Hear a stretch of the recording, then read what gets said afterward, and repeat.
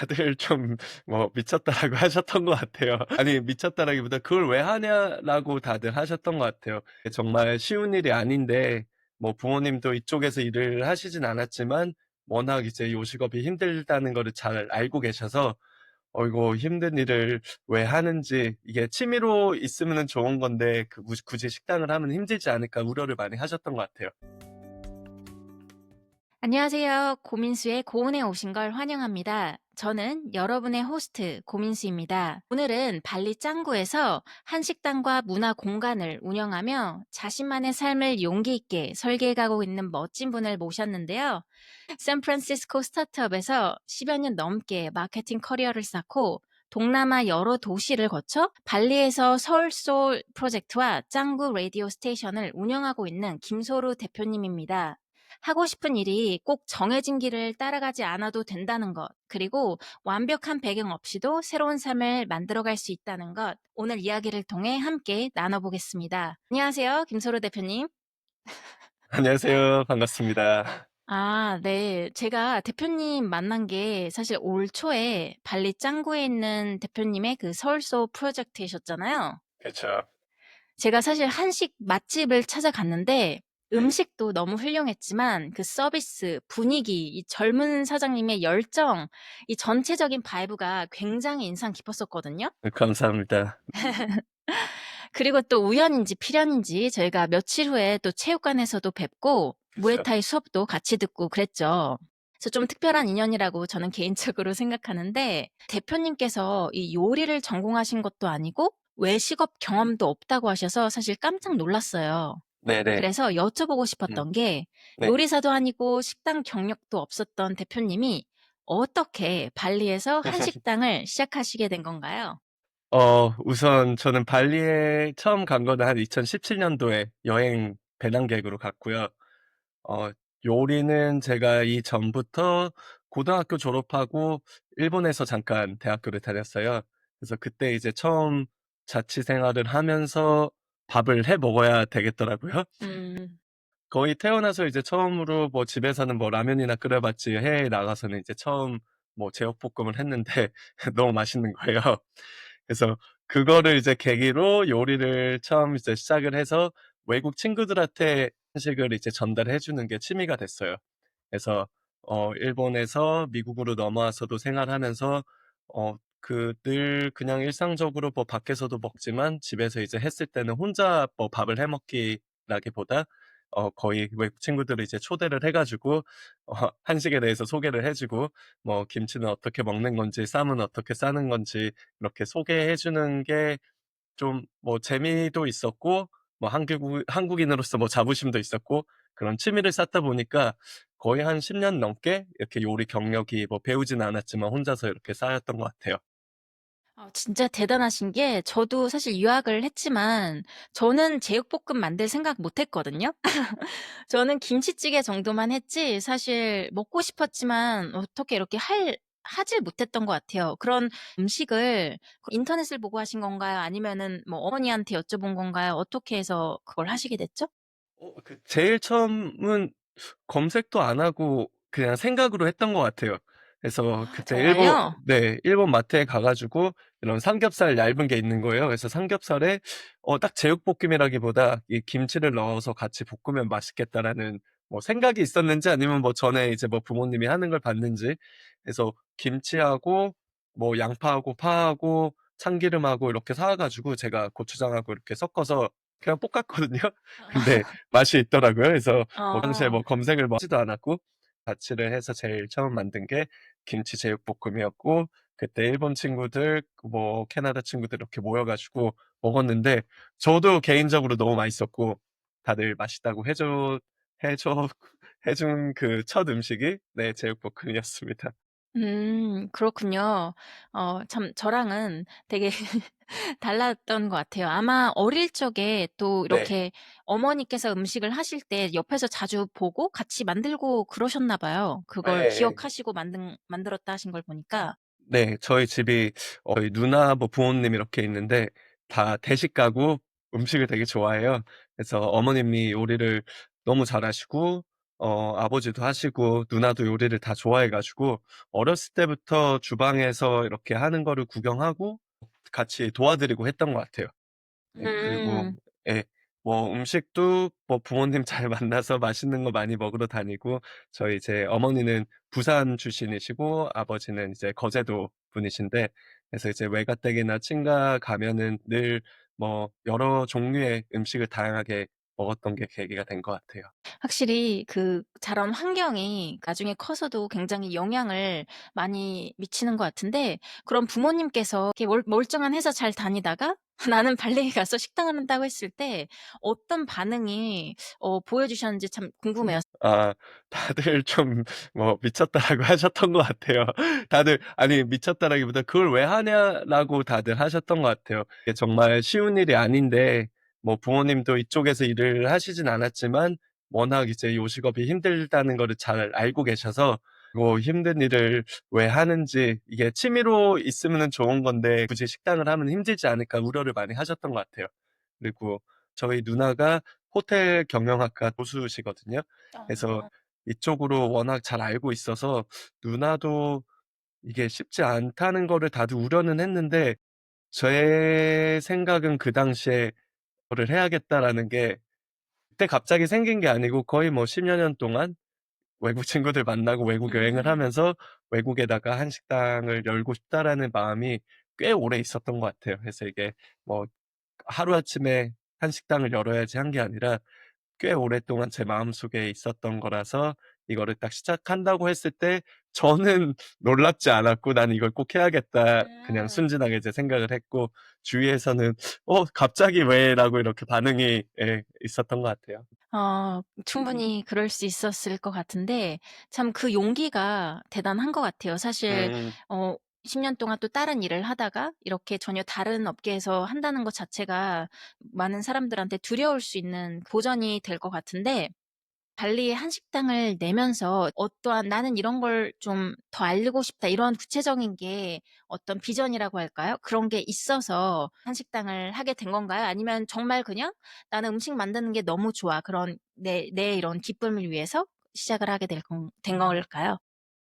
저는 어 뭐 동남아나 외국 여행하시다 보시면 아시겠지만 한식당들이 가끔 이렇게 있거든요. 근데 가면은 꼭 한식당의 느낌은 약 약간 이렇게 나쁘게 얘기하면은 이렇게 깨끗하지 않은 느낌?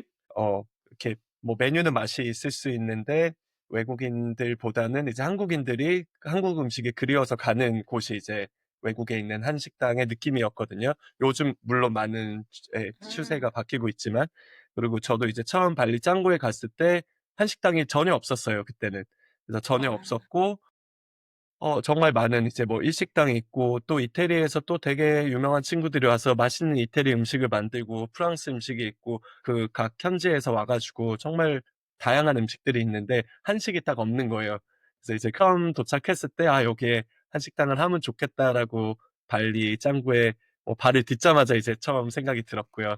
그리고 이제 두 번째는, 만약에 한식당을 하게 되면은 그냥 그런 그 기존에 있는 한식당이 아니라 정말 외국인들도 와 가지고 제 값을 치르고 정말 맛있는 음식을 한식을 이렇게 즐길 수 있는 곳을 만들고 싶다는 생각이 있었던 것 같아요. 처음 이 서울소울 프로젝트를 열었을 때 제일 우선적으로 이제 생각했던 게, 좀 모던한 분위기에 모든 사람들이 즐길 수 있고 깨끗하게 한식도 즐길 수 있는 곳을 만들고 싶었던 게 이제 첫 목표였고요. 그리고 음식에 있어서도 한국 사람들이 좋아하는 뭐 음식 플러스 외국인들이 이제 처음 접해 보는 친구들도 있으니까 '어떻게 하면은 한식을 좀 재밌고 뭐 멋있게 이렇게 표현을 할 수 있을까?' 해 가지고 뭐 쌈밥 정식, 아니면은 그 제가 김치볶음밥에 그 뜨거운 철판에 올려서 주거든요. 거기에 이제 계란을 이렇게 올려서 봤어요. 주는 네. 제 퍼포먼스. 옆에 테이블에 한국 분들이 예. 먹는 거 보면서 '아 아, 먹고 싶다.' 정말로요? 네. 제 음, 옆에 테이블에 여자분들이 그쵸. 드시더라고요. 예. 그거는 이제 한국 분들도 되게 이렇게 놀라하시더라고요. 원래 이제 김치볶음밥에 이제 그 자기가 후라이를 보통 올려서 주잖아요. 맞아요. 근데 이제 철판에 올리다 보니까 철판에 이렇게 비벼서 먹으면 맛있겠다 해 가지고 이제 약간 계란을 풀어서 옆에 이제 뿌려서 이렇게 퍼포먼스를 해 주면은 외국 분들도 되게 좋아하시고 한국 분들도 이제 처음 보시고 와 하시더라고요. 그런 퍼포먼스적인 거를 넣어 주면서 한식도 뭐 재밌고 맛있게 깨끗하게 뭐 먹을 수 있는 그런 생각으로 네 비전으로 예 서울소울 프로젝트를 열게 됐습니다. 근데 진짜 공감이 되는 게 미국도 사실 그렇잖아요. 미국에 저도 한 2005 년부터 왔었는데 코리아타운을 가면 네. 뭔가 시간이 멈춘 듯한 막 그쵸. 90 년대에서 멈춘 듯한 맞아요. 느낌을 많이 예. 받았어요. 저희 전 세대 분들이 오셔서 이제 식당을 하고 코리아타운을 만드셨을 때 네네네. 그때의 감성이 멈춰져 있더라고요. 그쵸. 그래서 네. 저도 사실 그 부분이 쪼끔 아쉬운 부분이 많이 있었는데 요새는 음 그 트렌드가 좀 많이 바뀌고 맞아요. 있더라고요. 맞아요. 그래서 하이엔드 그 되게 고가 그런 스타일의 한식당도 몇 개 가 봤거든요. 네네. 그래서 되게 창의적이면서도 음 한식은 가지고 있으면서 네. 거기에 좀 더 뭔가 좀 자신만의 그런 스타일과 스토리텔링이 들어가서 네. 굉장히 음식 예. 이상의 그런 것들을 전할 수 있는 좋은 맞아요. 소스가 되는 것 같더라고요. 맞아요. 요즘 그게 이제 그런 트렌드가 생긴 지 솔직히 근 한 5 년? 오래 안 맞아요. 됐잖아요. 그쵸? 물론 이제 뭐 시작은 뭐 뉴욕이랑 뭐 LA 이제 그런 코리아타운에서 그래도 요즘 이제 젊은 또 멋있는 셰프분들과 한국 분들께서 이렇게 해 주셔서 저도 그런 거 보면서 영감도 되게 많이 받고 뿌듯하고 어 저도 그렇게 더 발전하고 싶다는 생각을 많이 합니다. 근데 너무 잘하고 계신 게 제가 가서 또 놀란 게 단순히 그냥 음악 음식이랑 퍼포먼스뿐만이 아니라 네. 그 한국의 이런 전통 문화도 이렇게 소개를 해 주시더라고요. 뭐 가령 식후에 이렇게 뭐죠? 우리 수성과? 마시는 거 식혜 말고 수정과. 수정과 예. 수정과도 이렇게 주시면서 단순히 그냥 주는 게 아니라 이거는 한국의 어떤 음료고 언제 음 어떻게 마시는 거고 어떠한 좋은 네. 효과가 있다 이런 걸 얘기해 주시는데 네. 어 외국인들이 참 좋아할 것 같아요, 그런 방식들을. 맞아요. 특히 딱 수정과가 어 우리 뭐 한국 분들한테는 호불호가 있지만 이 외국 분들이 먹었을 때 외국 분들은 그 계피를 좋아하거든요. 뭐 좀 다른 버전이긴 하지만 시나몬. 그래서 이게 한국의 시나몬 진저티라고 해서 주면은 다들 좀 한결같이 얘기하는 게 되게 크리스마스 느낌이다."라고 딱 얘기를 음. 하더라고요. 그래서 저도 거기서 맞다. 생각해 보니까 우리도 수정과 한국의 홀리데이 때 먹는 거다. 그리고 한국의 뭐 설날 아니면은 식후에 뭐 디저트 개념으로도 먹는다 해서 이렇게 설명을 해 주니까 좋아하는데 처음에는 이거를 계산을 했던 건 아니에요. 이거를 줘서 이렇게 아. 설명을 해 주고 좋아하겠다 이렇게 계산을 했던 건 아니고 제가 티를 좋아해서 티를 만들다가 찾아보니까 수정과 만드는 게 되게 쉬운 거예요. 그래서 저도 음. 상상도 못 했는데 만들고 보니까 너무 쉽게 이제 그 수정과를 만들 수 있었고 수정과를 이제 이렇게 적어 두니까 사람들이 외국 분들은 잘 안 시키잖아요, 뭔지도 음음. 모르고. 그래서 '한번 먹여 보면 좋겠다.' 싶어 가지고 이제 식후에 한 잔씩 이렇게 들었는데 다들 너무 좋아하시더라고요. 그래서 "이게 음. 뭐냐."고 이렇게 물어봐서 제가 답을 해 주기도 했고 하다 보니까 이제는 그게 자리가 잡아서 식후에는 무조건 수정과를 대접을 하고 이렇게 소개를 해 주는 계기가 됐습니다. 너무 좋았던 게 사실 한국의 문화를 딱 꼽으라 그러면 네. 가장 먼저가 정인 것 같아요, 정. 네. 그래서 그 정이 가장 잘 드러나는 게 이 음식 문화에서 음 우리는 지금은 많이 좀 바뀌었겠지만 밥도 네. 막 더 주고 반찬도 맞아요. 많이 주고 그런 게 있잖아요, 맞아요. 항상. 예. 근데 외국에선 그런 게 없잖아요. 뭐 다 계산을 해야 되잖아요. 이제 대표님의 식당에서도 내가 이걸 주면서 뭐 그게 이만큼이 됐든 저만큼이 됐든 상관이 아니라 그걸 통해서 새로운 것도 네. 접하게 되고 이런 저는 한국의 정이란 문화를 또 그런 식으로도 알릴 수 있어서 너무 좋았던 것 같아요. 감사합니다. 처음 시작했을 때 전 당연히 뭐 물이랑 반찬은 그냥 줘야 된다라고 이렇게 생각이 있었던 것 같아요. 그게 딱 한국 식당의 포맷처럼. 물론 외국이기도 하고 가격도 비싸기는 한데 그래서 무조건 뭐 반찬하고 물은 어 그냥 드리고요. 이제 한국 분들도 오셔 가지고 여행하시다 보니까 다들 물도 사 먹어야 되잖아요, 사실은. 근데 저도 여행을 하면서 제일 아까운 게 저는 물값이거든요. 한국에선 늘 정수기가 있고 늘 편하게 이제 물을 공짜로 마시다가 외국 오면은 다 비싸게 사 먹어야 돼서 이제 한국 분들 오시면은 뭐 메뉴판에는 물 살 수 있게 적혀 있는데 "물 다 드립니다."라고 이제 소개해 주고 밥도 드리고 반찬도 드리는데 이제 한 1년 넘게 이제 하다 보니까 계산을 잘 해야 되더라고요. 그래서 어. 하더라도 그래도 이제 외국 친구들이 왔을 때 이거는 뭐 반찬이고 우리가 계속 서비스로 줄 수 있다."라고 하면은 많이 좋아하더라고요. 음. 그렇군요. 네. 발리에 지금 계시는데 그럼 2017 년부터 계신 건가요? 아니요. 2017 년도에는 이제 여행으로 갔고 여행으로 간 다음에 계속 2018 년도 19 년도 이렇게 단기적으로 계속 발리에 놀러를 갔어요. 제가 그 당시에는 뭐 싱가포르에서도 거주를 했고 방콕에서도 쪼금 살고 있었는데 발리하고 멀지 않다 보니까 처음엔 여행으로 갔다가 뭐 한 달 살이 하고 뭐 3 개월 살이 하고 한 2019 년도에는 한 반년 정도 발리하고 롬복에서 좀 오래 지냈고요. 그래서 원래 그때 2019 년도에 발리에서 이제 정착을 하자라고 생각을 했는데 이제 코로나가 터지면서 예 한 2020년 5 월까지 발리에 있고 그리고 이제 한국에서 판데믹을 보냈습니다. 뭐 싱가포르도 계시고 태국도 계시고 했는데 왜 발리인지, 뭔가 발리가 나랑 정말 잘 맞았기 때문에 선택을 하신 건가요? 아니면 또 다른 이유가 있으신가요? 여행을 다니면서 사실 배낭여행객으로 발리를 갔을 때는 그렇게 재밌지가 않았어요. 그래서 처음 이제 발리 갔을 때 '그냥 여기 괜찮네.' 정도였지 다시 오고 싶은 마음은 없었는데 처음 갔을 때 이제 만난 친구들이 거기서 뭐 호주에서 와서 호스텔을 운영을 하고 있고 사우스 아프리카에서 와서 음식점을 하고 있고 그런 그 엑스팻들이 되게 커뮤니티가 많더라고요. 그래서 처음 두 번째 왔을 때 여행객의 느낌보다는 이미 여기 살고 있는 친구들을 워낙 많이 알고 있고 그냥 마음이 되게 편하더라고요. 그래서 다른 동남아나 다른 여행 외국을 갔을 때는 거의 새로 사람들을 사귄다거나 아니면 알고 있던 뭐 친구들을 만나기는 하는데 다들 각자 생활이 있어서 여기서 좀 외부인의 느낌이었거든요. 근데 발리는 다시 돌아가니까 약간 내 고향에 다시 온 느낌? 이 기대감은 이 친구들이 뭐 반겨주고 여기 음식점에 갔는데 여기 사장이 또 그대로 계시고 여기 호스텔에 갔는데 또 아는 친구들이 있고 하니까 약간 느낌이 여행이랑 달랐던 것 같아요. 그러면서 음 이 엑스팻 친구들을 보니까 '나도 여기서 오래 살 수 있겠다.' 아니면 '나도 여기서 뭔가 사업을 시작하고 아니면 한식당을 열고 할 수 있겠다.'라는 생각이 계속 드니까 자주 오게 되고 오래 있을 수 있게 되더라고요. 다들 얘기하는 게 제가 발리를 선택한 게 아니라 발리가 저를 선택했다라고 이런 얘기를 하거든요. 저랑 잘 맞았던 것도 있는데 거기 있는 커뮤니티 덕분에 발리를 선택하게 된 것 같습니다. 성격이 되게 좋으신 것 같아요. 그 엑스팻들과 친 이렇게 잘 친하게 지내는 것도 사실 쉽지가 않거든요. 많은 한국 사람들이 어려워하는 부분 중에 하나가 아닐까. 뭐 제가 너무 이렇게 포괄적으로 얘기할지 몰라도 네. 어 잘 어울리시나 봐요. 그죠?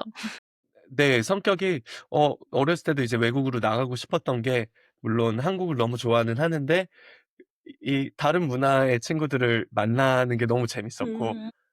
그리고 아까도 그 취미가 이제 뭐 음식을 해 주는 거였는데 사실 다른 친구들을 만나서 한국을 모르는 친구들한테 이렇게 한국에 대해서 자랑을 또 하는 것도 되게 좋아했던 것 같아요. 특히나 한국에 대한 전혀 지식이 없는 친구나 아니면 한국인을 못 만나 본 친구들을 이렇게 만났을 때 약간 더 기대감이 되고 그 아. 친구들한테 막 소개를 해 주고 이게 친해졌을 때 막 한국에 초대를 하기도 하고 그랬었거든요. 그래서 그런 그냥 선천적으로 그냥 이렇게 외국 친구들 만나면 외국 친구들은 더 외향적이잖아요. 네. 그런 외향적인 친구들하고 잘 성격이 잘 맞았던 것 같습니다. 음. 근데 그럼 그 발리가 또 다른 도시들과 비교했을 때 '이런 점은 확실히 다르다.' 그런 것도 혹시 음. 느낀 순간이 있을까요? 어 발리가 사실 아시아에 있는 나라잖아요. 그 인도네시아 안에 있는 작은 섬나라인데 발리는 진짜 그냥 외국 같아요.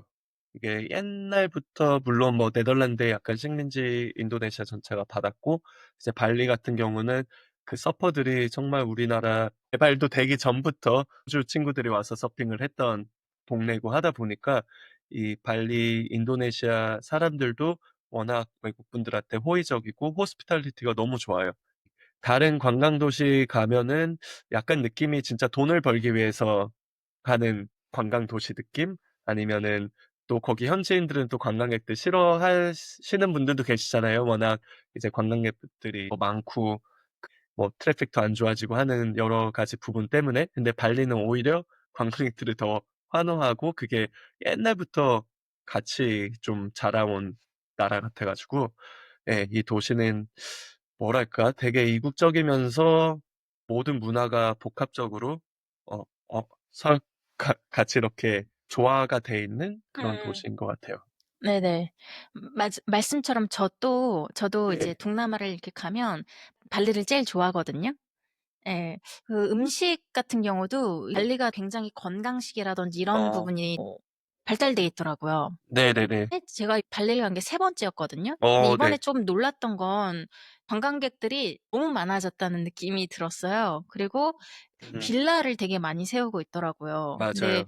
거기에다가 이 좁은 도로에 이제 차들이나 아니면 이 오토바이가 많다 보니까 이 네. 교통체증이 또 심해져 가지고 맞아요. 사실 쪼금 걱정도 되긴 했던 것 같아요. 맞습니다. 예. 지금 도시가 워낙 관광객들이 너무 많이 와 가지고 포화가 된 상태거든요, 어떤 도시들은. 근데 발리가 생각보다 꽤 커서 저희가 그 관광객들이 많이 가는 뭐 꾸따 세미냑 짱구 말고도 사실 볼 곳이 많거든요. 다른 부분들도 이제 뭐 소개가 돼야 되는 것 같고, 그 또 정부 측에서도 다시 뭐 도로를 내고 아니면은 그런 트램을 또 만든다는 뭐 구상을 또 하고 있더라고요. 그래서 또 개발도 이제 되는데, 개발과 됨과 동시에 또 이제 한쪽에서는 또 자연 환경에 대한 이제 문제도 있고 해 가지고 그 어떻게 조화와 균형을 맞춰야 되는지 고민이 되게 많은 것 같아요. 그래서 발리 보시면은 정말 멋있는 해변가도 있지만 이 우기 되면은 또 많은 쓰레기들이 이렇게 몰려오거든요. 그래서 그런 거를 저도 보면서 뭐 로컬 친구들뿐만 아니라 여기 엑스팻들이 그런 NGO도 많이 있어요. 그래서 같이 뭐 바닷가 청소하기도 하고, 음. 제일 중요한 게 또 교육, 이제 새로 나는 여기 로컬 친구들한테 뭐 분리수거부터 어떻게 청소를 또 해야 되는지 그런 교육도 또 실천을 하고 있고요. 발리가 좀 더 오랫동안 더 아름다운 아일랜드로 남기 위해서 여기 살고 있는 로컬들과 새로 들어온 엑스팻들이 좀 함께 모여서 그런 활동을 하고 있는데, 저도 심적으로 뭐 많은 분들이 찾아와 주면 감사하겠으면서도 어떻게 하면은 균형과 조화를 맞출 수 있을지 그런 우려가 있습니다. 네, 맞아요. 쉽지 않은 그런 기로 아니면 선택 같은데 아마 네. 많은 사람들이 이런 기후 문제라든지 자연에 대해서 관심을 많이 갖고 있기 때문에 더 네. 좋은 쪽으로 변화가 있지 않을까 하는 희망을 좀 가져보면서 네. 아까 대표님이 그 짱구에 맛있는 한식당이 이렇게 없다는 단순한 그런 문제 의식에서 이 서울 소울 프로젝트를 시작하셨다고 하셨는데 네. 식당 오픈까지 뭐 메뉴도 개발해야 되고 이런 준비하는 과정이 결코 순탄하지만은 않았을 것 같아요. 그래서 그 여정 속에서 가장 좀 기억에 남는 순간이 있다면 어떤 걸까요? 사실 소설 프로젝트는 생각보다 순탄하게 된 것 같아요.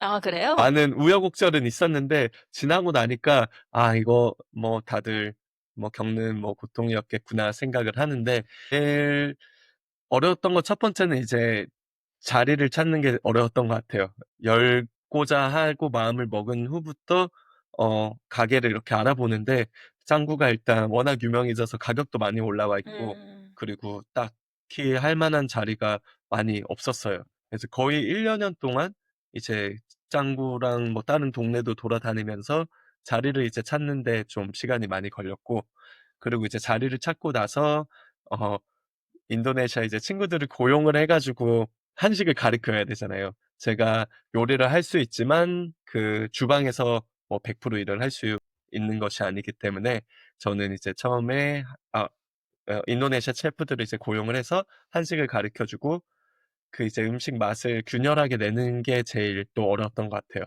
그러니까 물론 레시피를 다 이렇게 적어서 가르쳐 줘도 쪼금 그 미세한 차이가 이 한국 맛을 모르는 친구들이 음식을 하기에 있어서 쉽지가 않았거든요. 거의 처음 오픈하고 1 년은 정말 하루도 빠짐없이 제가 어 가게에 상주를 하면서 음식 맛을 보고 같이 음식을 만들고 늘 확인을 했던 점이, 뭐 어렵지는 않았는데 그쵸. 몸이 이제 좀 힘들었죠. 계속 이제 상주를 해 있었어야 되니까.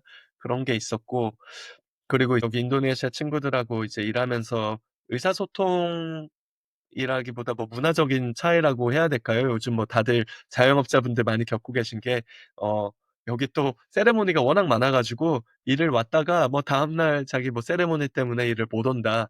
하는 친구들도 있고, 되게 좀 우리나라처럼 막 열심히 일하는 그런 느낌보다는 다들 좀 그냥 다들 마음 편하게 일하는 친구들이 많이 있었던 것 같아서, 처음에 어떻게 회사를 운영을 하고 사람들을 관리를 하는 게 제일 힘들었던 것 같고요. 그거는 근데 끊임없이 지금도 1년 반 지났지만 계속 이제 바뀌고 있어요. 친구들 중에서 열심히 하는 친구들도 있고, 하다가 뭐 가끔씩 안 오는 친구들도 있고, 음식을 잘 만들다가 뭐 음식이 좀 맛이 없어지게 이렇게 그 컨트롤을 못하는 부분도 있고 해 가지고, 늘 제가 이렇게 보고 있지 않으면은 그 막 만들지와 그 직원 관리가 제일 어려운 것 같습니다. 네, 많은 분들이 아마 공감하실 것 같아요. 이 자영업자를 하시는 분들도 그렇고 어디든지 사람과 사람이 같이 있는 곳에서는 있는 네. 그런 문제가 그쵸. 아닐까 하는데, 그래도 지금은 어느 정도 좀 자리가 잡히셔서 네. 이렇게 하루 종일 상주하지 않으셔도 괜찮은가요? 네. 지금은 또 팀이 워낙 잘해 줘서, 음. 저희 이제 뭐 매니저도 있고, 처음에 이제 고용했던 웨이터 친구였는데 또 너무 일을 잘해 줘서 그 친구는 저희가 캡틴으로 또 이렇게 승진을 했거든요. 그래서 이 친구들이 저 없이도 워낙 뭐 소개도 잘해 주고 수정과도 잘 내 주고 한국 문화도 소개를 잘 해 주고 하고 있습니다. 그러면 지금 또 2 호도 생각하고 혹시 계신가요? 2 호점이라기보다 약간 서울 익스프레스라고 해 가지고 음. 작게 좀 더 많은 분들이 이제 한식을 접할 수 있게 작은 버전으로 또 생각을 하고 있고요. 그리고 더 나아가서 서울 말고 좀 더 하이엔드 느낌으로 한식을 하고 싶은 마음이 있어서, 그 2 호점이라기보다 새로운 버전의 한식당을 또 구상을 하고 있습니다. 참 기대됩니다. 나중에 또 더 자세한 얘기 해 주시고요. 이야기를 듣다 보니까 이 대표님에게 한식은 단순한 그런 음식 이상인 것 같아요. 그래서 대표님이 생각하는 한식을 통해 전하고 싶은 한국이 어떤 모습인지 조금 더 얘기해 주실 수 있을까요? 네.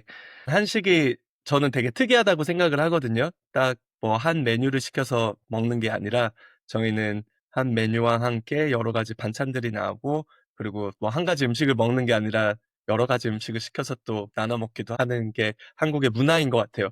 그래서 저도 여행을 하면서 다른 나라 문화를 가장 친밀하게 접할 수 있는 게 음식이라고 생각을 하거든요. 그래서 한국 음식을 먹었을 때, 한국 음식은 그냥 단순히 나 혼자 음식을 시켜서 뭐 먹는 것이 아니라 여러 가지 음식을 시켜서 나눠 먹기도 하고, 또 쌈에다가 여러 반찬을 넣어서 싸 먹기도 하고, 이 여러 가지 이런 조화로운 맛을 낼 수 있는 것이 한국의 모습이라고 저는 전달을 해 주고 싶습니다. 음. 되게 멋진 것 같아요. 그 음식을 통해서 또 한국을 전하는 그 소론 대표님만의 그런, 어떻게 보면 철학적인 건 거죠. 왜냐하면 음식이라는 게 모든 사람한테 다 똑같이 전해지는 건 아니잖아요. 근데 그 또 맞아요. 음식을 통해서 소론님이 만나는 그런 외국인 친구들한테 이 한국의 문화를 전하는 게 참 의미 있는 일 같다고 저는 생각이 들어요. 감사합니다. 감사합니다. 저도 그런 조언님 해 감사합니다. 주셔서. 네, 그럼 이제 위층 얘기를 좀 해볼 건데, 저는 갔을 때 그 네. 위층에 짱구 라디오 스테이션이 있는지 몰랐어요. 대표님께서 네. 어떤 공간인지 어떻게 시작하게 되셨는지 알려주실 수 있을까요? 네. 음식은 아까도 말씀드렸다시피 제 막 열정이었는데, 다른 제 신념은 음악입니다. 음악을 너무 좋아해서 그전에 이제 했던 일도 뭐 헤드폰하고 음악 관련된 일을 꽤 오랫동안 했고요. 이퀄소울 프로젝트의 자리를 찾았을 때 이렇게 1-2 층으로 돼 있었어요. 그래서 2 층까지 다 한식당으로 뭐 크게 열 수 있었지만, 저는 1 층은 한식당을 하고 2 층은 저만의 뭐 '음악 공간을 만들고 싶다.'라고 이제 구상을 하게 됐고요. 그리고 짱구 라디오 스테이션이라는 이름을 만들었어요. 그래서 뭐라고 얘기해야 될까? 여기는 뭐 아티스트들을 위한 공간이기도 하고요. 뭐 뮤지션이나 아니면은 뭐 음악과 문화와 아트를 좋아하시는 분들, 아니면 아티스트가 되고 싶어 하시는 분들을 위한 공간이기도 합니다. 예, 올라오시면은 뭐 라운지처럼 공간이 돼 있고요. 거기서 뭐 팟캐스트도 할 수 있고, 디제이 덱이 준비가 돼 있어서 음악을 틀 수도 있고, 뭐 친구들과 음악도 만들기도 하고 이벤트도 열기도 하는 약간 복합 문화 공간입니다. 음.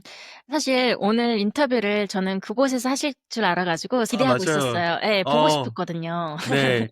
제가 다음 주에 보여 드릴게요. 지금 잠시 한국에 네네네. 나와 있어서 네 보여 네. 아 드리겠습니다. 알겠습니다. 그러면 만약에 저 같은 그런 관광객이 갔을 네. 때 막 음악을 내가 플레이하거나 이러지 않아도 그냥 올라가서 같이 네. 음료도 마실 수 있고 뭐 바도 즐길 수 있고 그런 약간 자유로운 공간인가요? 네 맞습니다. 그래서 언제든지 이제 오시면은 약간 스피키지 느낌이거든요. 1 음. 층에 이게 한식당이 있는데 이렇게 올라오시면은 분위기가 전혀 달라요. 그래서 만약에 저기 뭐 프라이빗 부킹이 없으면은 오셔서 칵테일도 마실 수 있으시고 저를 만날 수도 있고 아니면은 뭐 노래방도 가능합니다. 그래서 아 저희가 그래요? 큰 벽에 프로젝트가 있는데 거기서 뭐 노래방도 할 수 있고 그 마리오 카트도 연결이 돼 있거든요. 뭐 편하게 오셔서 뭐 게임도 하고 거기 있는 친구들하고 뭐 쉽게 만날 수도 있고 그리고 한 달에 한 번씩 제가 크게 파티를 열어요. 그래서 거기서 음악도 틀고 그런 특별한 이벤트가 없는 날에는 보통 편하게 오셔서 어 음주 가무를 즐기실 수 있습니다. 아 아니 요번에 못 간 게 참 아쉬운데요. 다음에 가면 꼭 네. 가 봐야겠어요. 네. 네. 꼭 이게 오세요. 음주 가무가 하면 또 한국 사람을 빼놓을 수가 그쵸. 없잖아요. 한국인이 가지고 있는 것 중에 우리가 아까 네. 정을 얘기했다면 또 네. 흥도 있고 이렇게 음주 맞아요. 가무를 즐기는 맞아요. 그런 어 민족들이잖아요. 맞아요. 저도 몰랐는데 이 음악을 이제 하면서 여러 가지 음악을 믹싱을 하고 싶다 하다가 제 이렇게 인터넷에 찾다가 종묘 제례악을 들어보셨나요 혹시? 그래서 '한국적인 음악을 찾자.' 해서 막 여러 가지 뭐 하우스 음악을 믹싱을 하다가 종료 제례악을 틀었어요. 그랬는데 거기 이제 자막이 이렇게 나오는데 예부터 우리나라는 어 예와 악으로 만든 나라라고 이렇게 나와 있는 거예요. 그래서 우리는 예를 지키고 그러고 나서 두 번째로 중요한 게 아 악이더라고요, 그 음악. 그래서 저 그걸 보면서 소름이 딱 돋는 거예요. 그래서 이게 진짜 그냥 음악을 좋아하는 게 아니라 대대손손으로 진짜 우리나라 그 옛날 조선 시대 그 종묘 제례악을 만들 때도 '우리나라는 악을 즐기는 사람이다.'라고 이렇게 정해서 이렇게 만든 노래를 듣고 나서 저도 정말 대단하다고 느꼈어요. 그래서 진짜 '우리나라는 음악과 뗄래야 뗄 수 없는 민족이구나.'라는 거를 느꼈습니다. 아 네. 정말요. 이게 외국에서 이게 오래 살다 보면 완전 그 애국자가 그쵸. 애국자가 좀 되는 거예요. 맞아요, 그리고 맞아요. 예전에는 저도 어릴 때는 또 특히 그런 정체성에 대해서 찾아보거나 뭐 알려고 하지도 않았고 특히 네. 한국에 있으면 우리는 다 그냥 한국 사람이고 그냥 자연스럽게 생각하지 않는데 이게 맞아요. 외국에서 살다 보면 이 나에 대한 정체성을 좀 더 생각하게 되고 음. 코리안이라는 게 내가 누구인지를 음. 알아가길 원하면서 네. 그 깊게 한국인이라는 거에 대해서 더 어 애착을 가지고 그것에 대해서 더 알아가려고 좀 하는 그런 걸 전 맞아요. 느꼈거든요. 맞아요. 저도 똑같이 공감합니다. 그게 애착도 생기고 정말 감사하게 되더라고요. 맞아요. 이렇게 예 감사하죠. 그쵸. 예 그리고 저도 프라이드 예. 자부심도 저는 예. 엄청 많아요 사실 저 한국인으로서. 저도요. 저도요. 진짜 다들 민수님도 그렇고 우리는 지금 외국에 살고 있지만 진짜 애국자거든요. 예 진짜 마음만으로는 정말 한국에 계신 물론 많은 국민들 못지않게 한국에 대한 정말 애착이 있고 이 외국 생활을 하다 보면은 정말 한국에 대한 고마운 점도 많고 '진짜 대한민국만한 좋은 나라가 없는 것 같다.'라는 생각도 들고 '우리나라 민족분들처럼 정말 멋있는 문화가 없다.'라고 계속 깨닫고 있습니다. 아 맞아요. 100% 공감이고요. 사실 한국에 있을 땐 잘 몰라요. 다들 막 우리 맞아요. 막 이런 얘기 하잖아요. 한국에서 막 "헬조선이다. 맞아요. 살기 예. 힘들다." 막 이렇지만 한번 나가 보세요, 여러분. 나가 보면 한국만큼 국민들을 이렇게 또 아껴 주고 한국만큼 나라를 또 사랑하고 이렇게 하시는 분들이 사실 많지 않다. 그래서 저는 이렇게 세계 곳곳에 퍼져 있는 한국인들이 너무 자랑스럽고 맞아요. 그래서 우리 대표님을 만났을 때도 되게 좀 뿌듯했어요. 왜냐면 많은 식당을 하고 돈을 버는 분은 있지만 정말로 열정을 가지고 내가 이런 내 가치를 표현하면서 이렇게 전달하는 분들은 많지 않거든요. 감사합니다. 그래도 저도 그때 딱 그래도 민수님을 너무 잘 만나 가지고 그쵸. 제가 24 시간 있는 건 아닌데 딱 오셨을 때 제가 딱 있어 가지고 인사도 드리고 또 체육관에 갔는데 또 계셔 가지고 또 인사드리고 정말 인연인 것 같아요. 아 맞아요. 저도 그렇게 느꼈고 또 네. 대표님의 또 이력을 얘기 들으면서 '아 저랑 되게 비슷한 점이 많다.'라고도 음. 생각했어요. 그 네. 배경은 저도 이제 비즈니스를 했는데 저는 네. 운동으로 이제 맞아요. 빠진 네. 케이스고 네. 대표님도 이렇게 비즈니스 쪽으로 하다가 음식으로 또 음식으로. 하시면서 한국에 맞아요. 대해서 또 알리시는 게 '아 참 비슷한 점이 많다.'라고 이런 음. 뭔가 동지애 같은 게 전 느껴졌고요. 저도요. 이번에 제가 발리 다녀오면서 좀 또 놀란 게 네. 발리에서 있었던 웰니스 트렌드 어 변화? 이걸 확실히 네. 느꼈어요. 그래서 뭐 네네.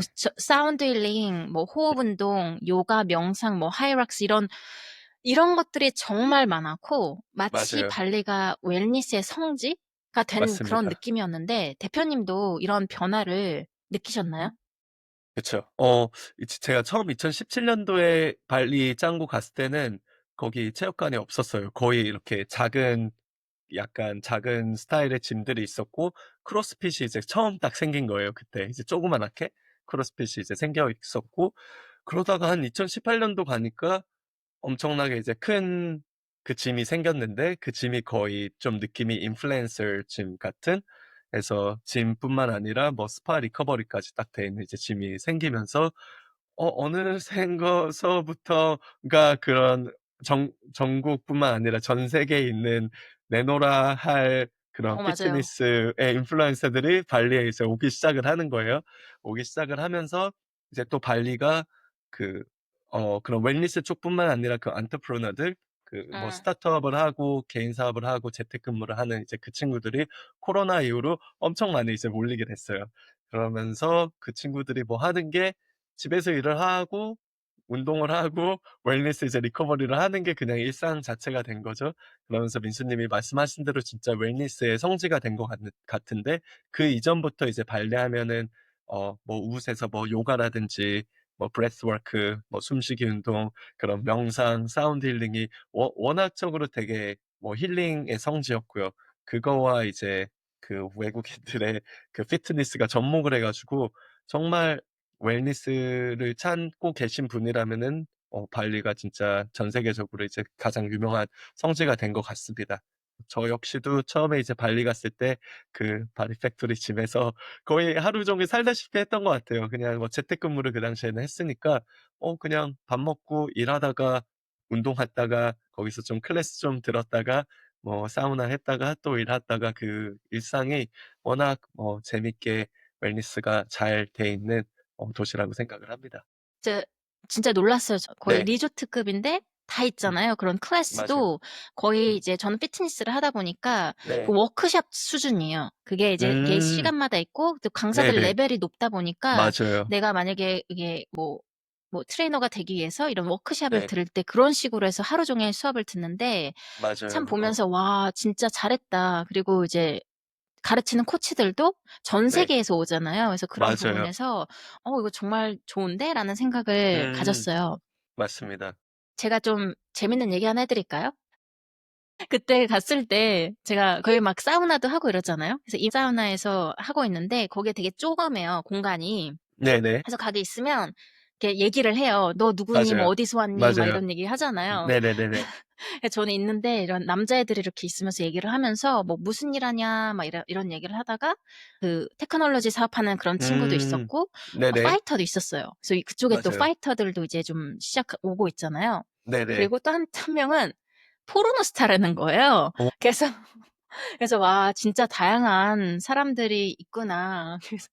그래서 그건 남자였는데 그 친구가 말하길 자기 여자친구도 같이 일을 한대요. 어 그래서 멋있다. 다양한 사람들이 그러니까 텍에서 있는 사람들 이미 뭐 회사 팔아 가지고 부자인 사람들도 있고 맞아요. 그냥 학생인 친구들도 있고 인플루언서도 음 있고 이렇게 맞아요. 다양한 사람을 만날 수 있는 그런 어. 공간이라고 어. 생각되는데 좋은 경험이었어요. 맞습니다. 다들 네트워크를 사우나에서 합니다. 그래서 저도 친구들을 아 거의 그 그쵸. 자쿠지에서 만나고 예. 친구들을 거의 다 이제 사우나에서 예 맺은 동지들이 많습니다. 아 네. 너무 좋아요. 제가 다음에 발리 갔을 때는 또 거기서 이렇게 팟캐스트 진행하면 좋을 것 어우 같고요. 좋습니다. 지금 두 가지 사업체를 운영하고 계시고 거기다가 플러스로 또 다른 것도 지금 준비 중이신데 그 네. 안에서 사실 내 일상, 내 운동 루틴을 챙기는 게 결코 쉽진 않을 것 같아요. 맞아요. 그 대표님은 저도 예. 어떻게 그걸 관리를 하실까요? 식당 오픈하기 전까지는 정말 규칙적이었고 운동도 열심히 하고 몸도 좋았는데 이제 진짜 처음으로 이 식당을 오픈하고 나서는 시간이 안 난다기보다 이렇게 그냥 그 루틴이 딱 깨져 버린 것 같아요. 그래서 원래는 아침에 운동 가서 뭐 클래스를 듣고 했는데 그 루틴이 이제 깨지다 보니까 1년 정도는 한 고생을 많이 했어요. 그래서 그 피트니스 가입은 돼 있는데 거의 음. 자주 잘 안 가게 되는 그런 회원이 돼 버린 거죠.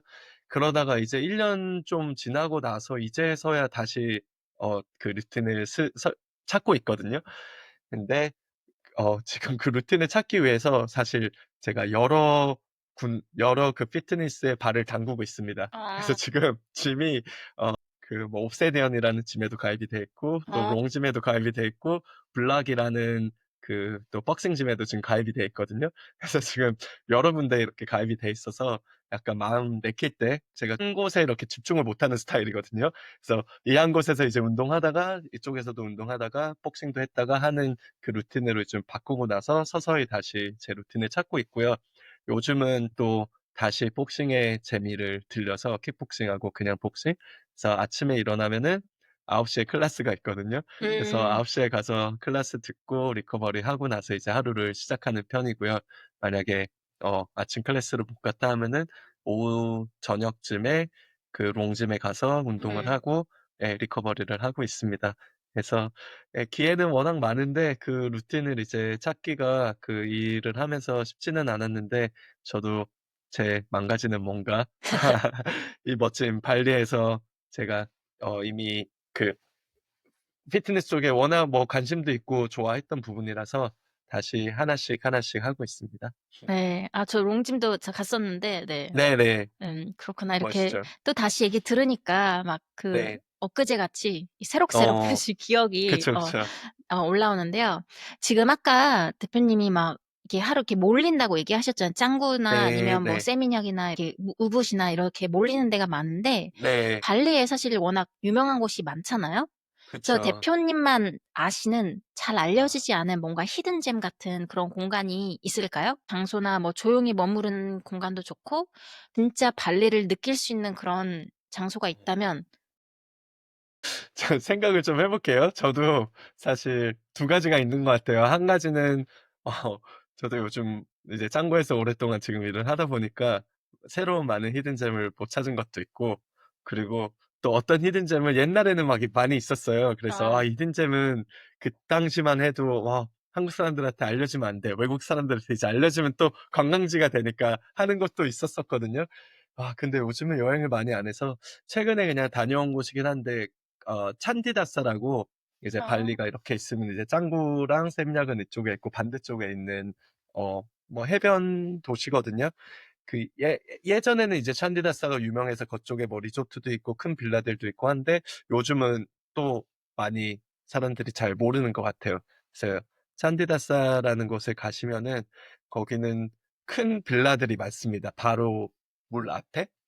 그래서 만약에 싼 가격에 큰 빌라에서 바다 앞에서 힐링을 원하신다라고 하시면은 찬디다스 한번 검색해서 뭐 하루 이틀 정도 가서 이렇게 쉬고 오시는 거를 추천드리고요. 그리고 저는 아직도 안 가 봤는데 세라멘이라고 음. 옛날 우붓 느낌? 거기는 뭐 논밭이라기보다 숲 속에 있어요. 그래서 산과 나무들이 엄청 많은 그 쓰다메는 한국 분들이 아직 잘 모르시는 것 같더라고요. 그래서 나중에 발리 오시면은 우붓 말고 한번 쓰다메 이게 사이드맨이거든요, 영어로. 한번 찾아서 거기도 이렇게 숲속에 있는 에어비앤비를 구해서 완전 힐링을 할 수 있는 조용한 힐링? 예 그렇게 한번 추천을 해 드려 봅니다. 저도 또 꼭 가 봐야겠어요. 발리가 워낙 인기가 많아지다 보니까 에어비앤비도 엄청 비싸더라고요 이제. 맞아요. 그래서 예. 그래서 예. 아까 싸게 쉴 수 있는 곳이라 그러셔서 맞아요. '진짠가? 예. 비싸던데?' 이런 네네네. 생각이 들었거든요. 맞아요. 발리가 비싼데 그냥 아예 그 에어비앤비를 이렇게 띄우셔서 음. 좋은 에어비앤비에 좋은 가격을 어느 동네와 상관없이 한번 이렇게 여행하는 것도 좋은 것 같아요. 그래서 음. 그냥 에어비앤비 리스트만 보시고 '이 가격에 여기 집 괜찮다.'라고 하는 데를 그냥 구경만 해도 맞아요. 예 옛날부터 그런 유럽인들이 멋있게 지은 빌라들도 있고 새로 뭐 아. 모던하게 지어진 곳도 있고 아니면 진짜 막 오두막처럼 지어진 곳도 많거든요. 거기서는 에어비앤비 체험만 하셔도 어 많은 것을 경험하고 느끼고 가실 수 있을 것 같아요. 맞아요. 예전에 그 넷플릭스에 트리하우스 이렇게 나왔던 거 어 본 기억이 나요. 맞아요. 거긴가 봐요. 거기도 저 가 봤습니다. 아 그래요? 예. 가고 넷플릭스 싶었다는데. 저는 예 나온지도 모르고 저도 이렇게 찾다가 이렇게 했는데 넷플릭스 나왔다고 하더라고요. 그래서 거기 가서 그 넷플릭스를 봤어요. 그래서 거기는 대나무로 이렇게 지어 가지고 네. 이렇게 사다리를 타고 올라가서 지내고 하거든요. 그래서 저도 예 거기서 좋은 추억을 남기고 왔습니다. 좋았어요? 네 좋았어요. 그렇구나. 가 봐야겠어요. 가끔 이렇게 싹 요새 이제 사진으로 좋게 예예예. 보이는데 갔을 때 또 맞 별로인 것들 좀 있더라고요. 맞아요. 음. 그렇습니다. 네. 잘 찾아서 다들 가시고. 어 맞습니다. 지금까지 예. 이야기 듣다 보니까 대표님의 삶이 이렇게 네. 끊임없는 도전과 이런 발견의 연속 같다고 생각이 드는데 네. 그 여정 속에서 대표님이 어떤 걸 가장 좀 중요하게 생각하고 아니면 지금까지 해 오면서 어떤 걸 배웠는지 좀 나눠 주실 수 있을까요? 네. 저는 뭐 삼성적으로 긍정적인 것도 있는데 사실 긍정적인 게 제일 힘든 것 같더라고요. 이렇게 마음속으로는 '아 긍정적이고 싶고 긍정적이다.'라고 생각을 하고 뭐 이렇게 하는데 그것도 트레이닝이 필요한 것 같더라고요. 그냥 긍정적으로 사세요 하는 것보다 이번에 이 서울소울 프로젝트를 오픈하면서 제일 느낀 게 그러니까 뭐 질문해 주셨던 것처럼 주위에서는 말리는 분들이 많았거든요. 말리는 분도 많았고 "아 정말 요 직업 힘들다. 쉽지 않다."라는 거를 많이 이렇게 얘기를 해 주셨어요. 저는 되게 바보였던 거죠. 이게 쉽지 않은 음. 것도 몰랐고 안 될 거라는 것도 몰랐어요. 그냥 정말 음. 순진하게 '이거 하고 싶다.'라는 마음과 '이렇게, 이렇게 하면은 될 것 같은데?' 그냥 혼자서 뭐 계산도 해 보고 이런 모양의 음식을 만들면 될 것 같고 그냥 다 될 것 같은 거예요. 이게 그때 그 마음이 긍정적인 마음이 아니었고 저는 되게 바보였던 것 같아요. 순진하고. 그게 오히려 너무 표면적으로는 저 모르게 긍정적이었던 거죠. 그래서 음. 긍정적이라고 하려고 하는 것보다 이거를 하면서 느낀 게 정말 순진하고 바보였을 때가 최고였던 것 같아요. 그래서 지금 다음 프로젝트를 하는데 이걸 하고 나니까 제가 이제 힘든 건 더 알고 이게 쉽지 않았던 것들을 알고 나니까 더욱 긍정적이기가 힘든 거예요. 그래서 그쵸. 걱정할 것도 많고. 그래서 드리고 싶은 말은 정말 뭔 모를 때 이제 시작하는 게 맨 땅에 해당 헤딩한다고 하죠. 그때가 정말 기회라고 생각하시고 정말 뭔 모르실 때 물론 뭐 연구도 많이 하셔야 되고 우려와 걱정과 계산을 많이 하셔야겠지만 음. 정말 마음속에 '이거 될 것 같은데?' 딴 음. 사람들이 말릴 때 약간 순진한 마음이 있을 때 시작하는 것을 추천드리고 또 그런 바보 같은 순진한 마음이 될 수 있는 사업을 또 시작하시면은 좋을 것 같아요. 그래서 저도 이번에 가장 배운 게 외국 친구들한테도 하는 말이 그 stupidity 나이브한 음. 마음을 활용을 해서 프로젝트를 시작하는 것을 저는 추천드리고 지금도 좀 순진하고 바보처럼 다른 일을 하려고 예 시작을 하고 있습니다. 예. 참 좋은 조언 같아요. 저도 운동도 그렇게 했던 것 같아요. 이게 뭐 보디빌딩 대회에 나가기로 마음 먹었을 네. 때 이렇게 잘 몰랐어요. 뭐 과정도 네. 모르고 했지만 '그냥 할 수 있을 것 같은데.'라는 그냥 그쵸. 단순한 그 생각에 '일단 나가자. 나가고 준비하고 보자.' 뭐 이런 식으로 하니까 어떻게 또 되더라고요. 그래서 근데 그렇게 할 수 있었던 이유 중 하나는 일단 네. 그 열정이라는 게 뒷받침될 수 있 음. 됐었기 맞아요. 때문에 그게 맞아요. 가능하지 않았나 그런 생각이 들어요. 대표님의 그런 맞습니다. 음식에 대한 열정, 한국을 알리고 싶다는 이런 열정이 그 어떠한 그런 힘든 일이 있어도 그거 다 할 수 있다라고 이제 그런 마음을 내게 되신 것 같아요. 네. 맞습니다. 근거 없는 자신감. 그게 괜찮다. 근거 없는 네. 자신감 예. 괜찮다. 근거 네, 이게 없는 오늘의 자신감이 예 있어야 합니다. 예, 맞아요. 지금 아까 이미 이제 좀 힘든 걸 알았기 때문에 새로 뭔가 하는 게 좀 더 어렵다고 말씀하셨는데도 맞아요. 불구하고 지금 또 새로운 뭔가를 준비하시잖아요. 하이엔드 네. 스타일의 식당과 그리고 익스프레스 맞습니다. 버전. 네, 맞습니다. 팩트는 이제 오랜 기간 동안 제 머릿속에 있던 음식들을 다 보여주는 거라서 메뉴가 사실 되게 다양하거든요. 음. 한국에서 오신 분들 어떻게 보시면은 여기 외국에 있는 좀 김밥 천국인데?'라는 느낌으로 얘기를 많이 하세요. 메뉴가 어. 워낙 많다 보니까.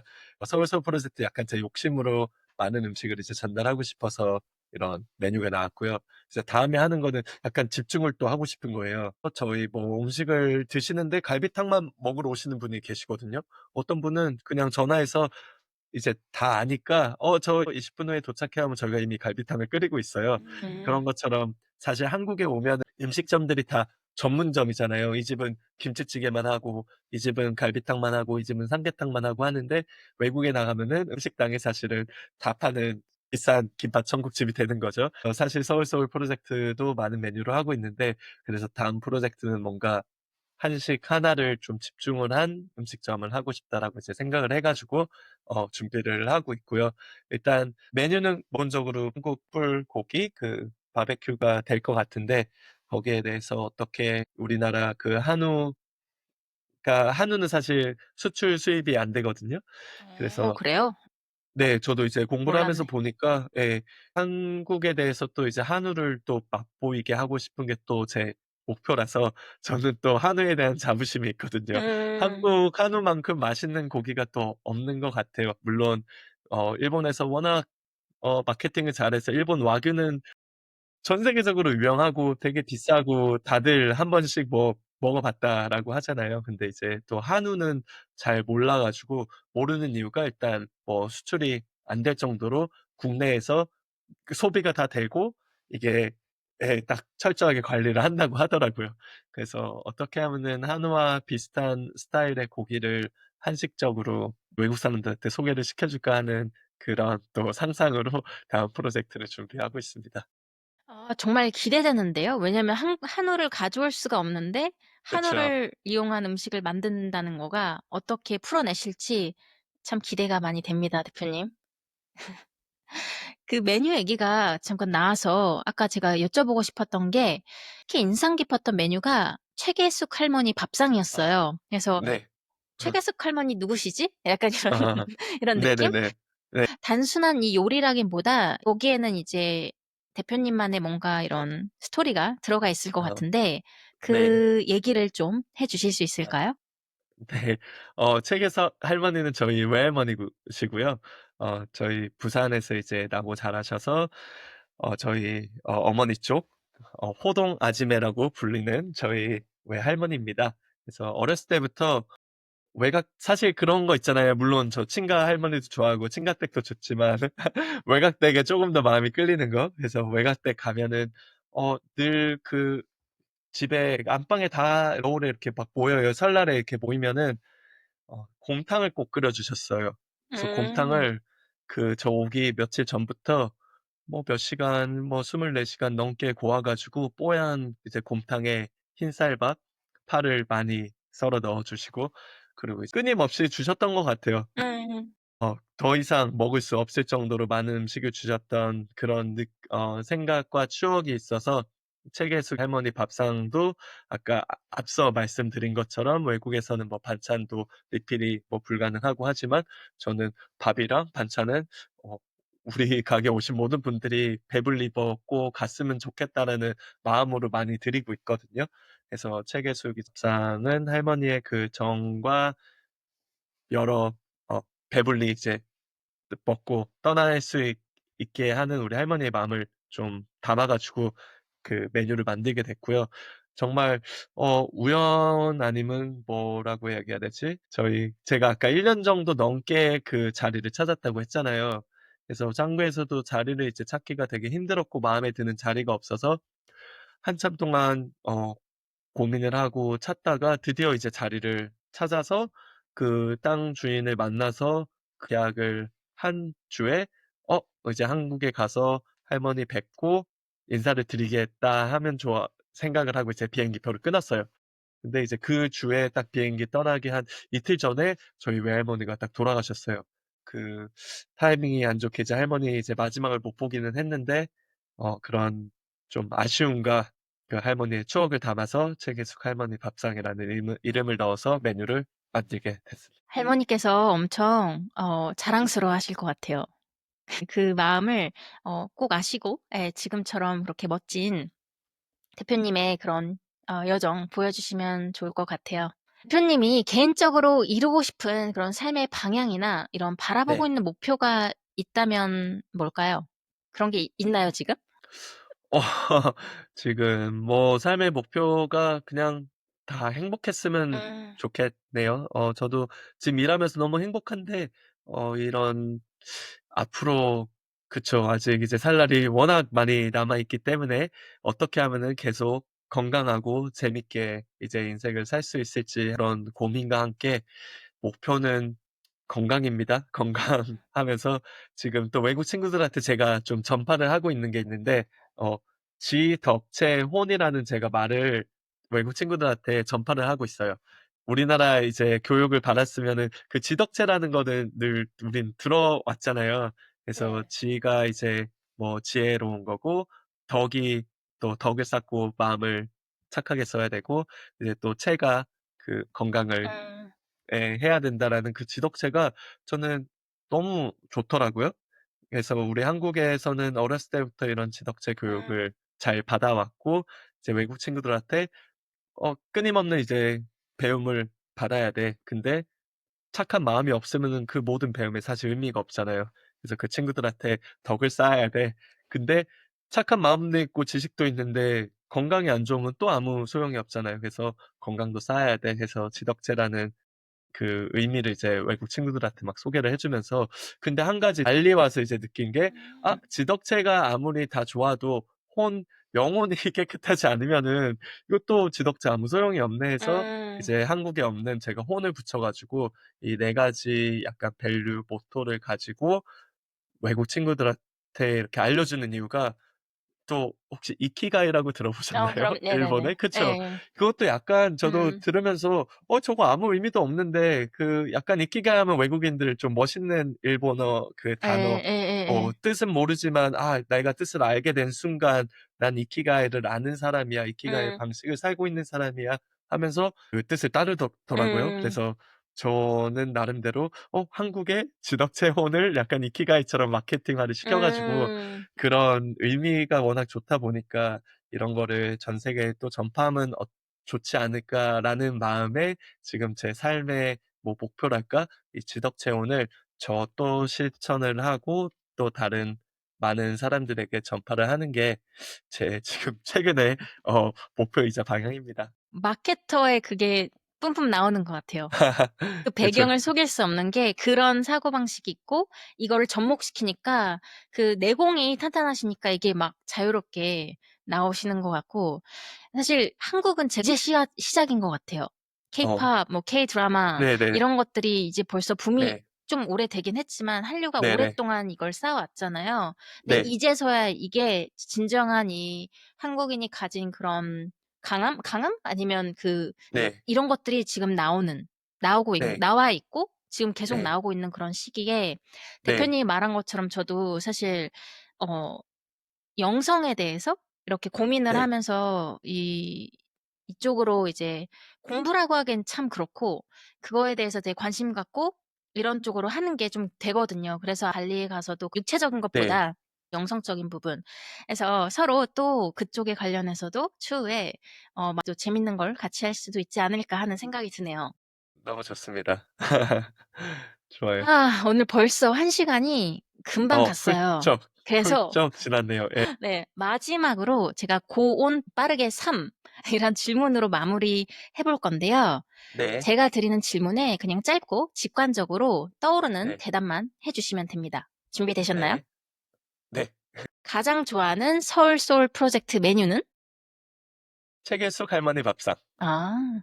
맛있게 김치 담그는 팁 하나만 알려 주신다면요?